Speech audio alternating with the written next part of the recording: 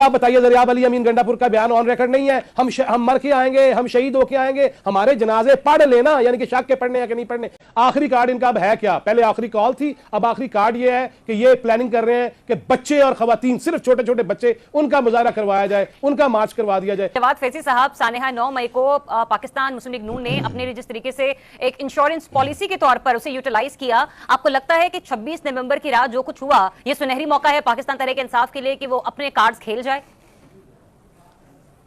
देखें, सियासत में जिस तरह मेरे दो भाइयों ने ये कहा कि नामुमकिनात का खेल नहीं है, बल्कि इसमें हर चीज़ मुमकिन है। देखिए, अच्छे तरीके से खेल नहीं पाए। 2 दिसंबर की रात जो 3 रुकनी कमेटी महात्मा से जेल में मिली, तो उसमें वो क्या सुन के आए, फिर उनकी अपनी इजलास में क्या गुफ्तगू हुई, और खान साहब ने जो कहा कि जब संगजानी कह दिया था तो क्यों नहीं वहाँ रुके। फिर इस किस्म की बातें भी सामने आई कि उन्होंने कहा कि फ़लाँ तबकात के लोग और वो जो क्रिमिनल्स थे या दहशतगर्द थे वो क्यों शामिल किए गए। लिहाजा कहीं ना कहीं तो कोई मामला है।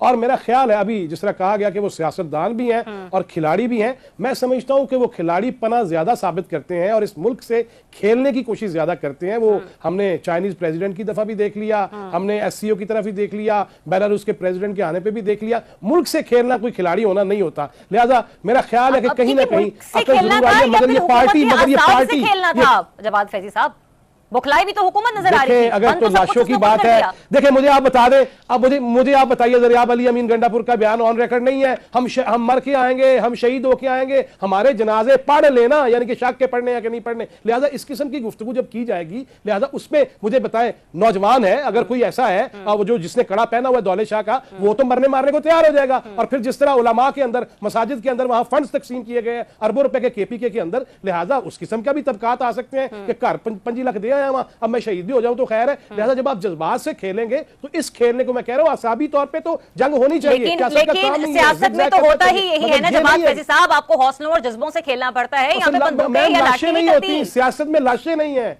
सियासत में लाशें नहीं हो सकती। वो मैं उसको सियासत ही नहीं समझता। वो मुल्क दुश्मनी है जो लाशों की सियासत करे और कह के करे कि हमें मार दिया जाएगा और जनाजे पढ़ लेना और हम अब छोड़ेंगे नहीं। मैं जैसे लोग बैठे ये बातें कह रहे होते हैं, ये बड़ा इनकलाबी बन के निकले थे, और फिर कई लोगों ने तो सवाल ये भी उठाया कि ये लोग रुके नहीं, ये लोग भाग गए। मतलब इस बात का इंतजार किया जाता है कि स्ट्रेट फायर कर दिए जाते हैं। एनीवेज नहीं तो भागे तो है। देखें, आपने अभी ट्रंप कार्ड, वो इसाक साहब ने बड़ा सही कहा कि वो विजिटिंग कार्ड लेके फिर रहे हैं ट्रंप का। मसला क्या है? आखिरी कार्ड इनका अब है क्या? पहले आखिरी कॉल थी, अब आखिरी कार्ड ये है कि ये प्लानिंग कर रहे हैं कि बच्चे और खवातीन, सिर्फ छोटे छोटे बच्चे, उनका मुजाहरा करवाया जाए, उनका मार्च करवा दिया जाए। ये किस तरफ जा रहे हैं? चलिए ऐसा सोचा भी जा रहा है। यानी हमारे खान खलीफ जवाब फैजी साहब, इमरान याकूब साहब हमें ज्वाइन कर चुके हैं। काफी देर से मुझे इंतजार था कि वो कॉल पर हमारे साथ मौजूद हो। इमरान याकूब साहब, काफी कुछ इकट्ठा हो गया आपसे जानने के लिए। जरा पहले तो तज़िया मुझे ये बता दीजिए, फैसल वावड़ा साहब की आनिया जानिया, उनका मिलना मिलाना, उनके इंटरव्यूज, उनकी टेबल टॉक्स हमें समझ नहीं आ रही। आखिर वो क्या चाह रहे हैं या जिसको वो रिप्रेजेंट करते हैं वो लोग क्या चाह रहे हैं, तो उस पर आपका तजिया मैं चाहूंगी। दूसरा ये भी कि ये बानी पीटीआई के पास आखिरी कार्ड क्या हो सकता है, जिसके बारे में कल असद उमर साहब ने भी कहा कि वो कप्तान है, वो खिलाड़ी है, वो तो आखिरी लम्हे तक खेलते हैं और जो उनकी सियासत को जानते हैं वो बेहतर जानते हैं कि वो कुछ ना कुछ रखने पर, मतलब कुछ ना कुछ होता है उनके पास। बिस्मिल्लाहिर्रहमानिर्रहीम। सबसे पहले तो इंतहाई माजरत मेरी आपसे भी और रिजवान रजी साहब से, सार राना साहब से, जवाद फैजी साहब से। एक्चुअली मुझे इमरजेंसी कहीं जाना पड़ गया और लाहौर की ट्रैफिक जो इस वक्त होती है छुट्टी के वक्त की वजह से इंतहाई उसकी बुरी हालत होती है, इसलिए मैं फंस गया। मेरी माजरत ये कबूल करें। दूसरी बात, अब आपने जो 2-3 सवालात कर दिए, तो मैं ये समझता हूँ कि पहले फैसल वाडा साहब की बात कर देते हैं। फैसल वाडा साहब जो है वो हमेशा देखें कि अपनी जो सियासत करते हैं और उस पर फख्र महसूस करते हैं, वो कोई असूली सियासत नहीं होती। फैसल वाडा साहब जो है वो एक पॉलिसी के तहत सियासत करते हैं और जिस तरह से हमने जो सुना, पढ़ा या देखा था, पहले ये समझा जाता था कि असूलों पे सियासत होती है और सियासत बड़ी एक असूली चीज है। लेकिन उसके बाद ये पता चला कि जब आप किसी प्रोग्राम में लाइव जाएं और वहां जाके साथ अपने बूट ले जाएं और सामने टेबल पे रख लें और उस पर फख्र महसूस करें, तो मैं समझता हूँ उस एंकर को और उस मेहमान को दोनों को इस बात पे शर्म आनी चाहिए कि वो करने क्या जा रहे हैं और दिखाने क्या जा रहे हैं।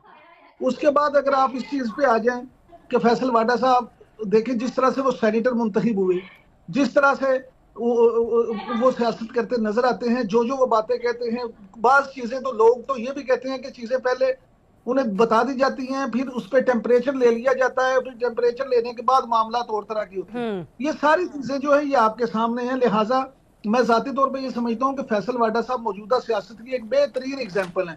आप उनको ये आप समझे कि अगर आपने इज्तिमाई तौर पे देखना हो तो हमारी सियासी पार्टियां बड़ी माजरत के साथ MQM देख लें, हमेशा उन्होंने जो सियासत की, चौधरियों ने जो सियासत की, आपके मुस्लिम लीग नून की क़यादत ने जो अगर सियासत की अक्सरियत में, उसको देख लें। PTI ने ये अपोजिशन में आने से पहले जो सियासत की, तो शेख रशीद साहब फरमाते होते थे, अल्लाह उनको जिंदगी सेहत नसीब दे, कि मैं तो 4 नंबर गेट की सियासत करता हूँ। तो सियासी जमातें जब जो है ये फख्र महसूस करती हैं इस तरह की सियासत पे, तो फिर हम तबसरा करने वाले कौन होते हैं? फिर हम तो ये समझते हैं कि वो इज्तिमाई काम करती थी, फैसल वाडा साहब वो इनफरादी काम कर रहे हैं। तो मैं नहीं समझता कि फैसल वाडा साहब ने कोई ऐसी चंबे की बात की है जिसपे हम सब हैरान हो।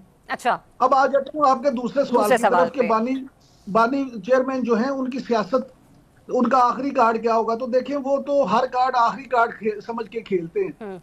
और वो बड़ी माजरत के साथ, क्योंकि इसार राना साहब से मेरा एक जाती बड़ा मोहब्बत वाला ताल्लुक है, इसार राना साहब बुरा ना मना जाए, लेकिन यहाँ पे वो भी कोई असूली सियासत नहीं कर रहे।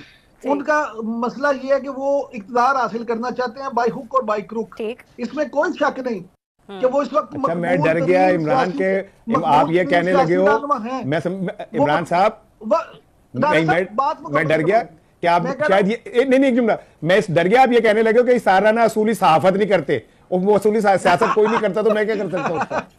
राना साहब उन साफियां तो असूली रहन दियो। जवाद फैजी साहब हैं, आप हैं, रिजवान रजी साहब हैं, हम सब लोगों ने इकट्ठे कितना वक्त गुजारा, हम सब एक दूसरे को जानते हैं, हम सब एक दूसरे की मेहनत से वाकिफ हैं। मामला ये है कि ये कुछ चीजें नई नहीं है, लेकिन मैं ये समझता हूँ कि यहाँ पे अनफॉर्चुनेटली तमाम सियासी जमातें और तमाम सियासी लीडर इक्तदार के लिए सियासत करते हैं। यहाँ पे वो मर के लीडर खत्म हो गए जो असूलों की सियासत करते थे। अच्छा। लिहाजा खान साहब भी सिर्फ ये चाहते हैं कि इस तरह का दबाव बना रहना चाहिए, दबाव बन जाए कि जिससे वो दोबारा इस्टेब्लिशमेंट इस बात में मजबूर हो जाए कि उनके साथ बैठ जाए और कि आजा काका तू दोबारा खेल।